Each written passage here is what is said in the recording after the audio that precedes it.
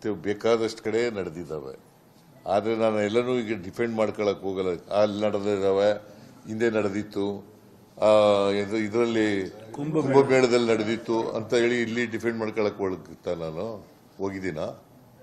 ಕುಂಭಮೇಳದಲ್ಲಿ ಎಷ್ಟು ಒಂದು 50-60 ಜನ ಸತ್ತಿದ್ರು. ಶಾರ್ಪೇಡಿ ಯಾರು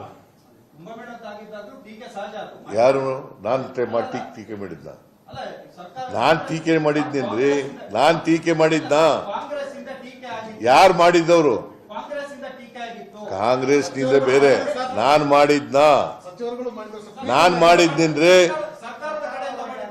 ಸರ್ಕಾರದಿಂದ ಮಾಡಿಲ್ಲ, ಕರ್ನಾಟಕ ಸರ್ಕಾರ ಮಾಡಿಲ್ಲ. ಜೆಕೆ ನ್ಯೂಸ್ ಕನ್ನಡ, ಇದು ಭ್ರಷ್ಟರ ಪಾಲಿಗೆ ಸಿಂಹ ಸ್ವಪ್ನ.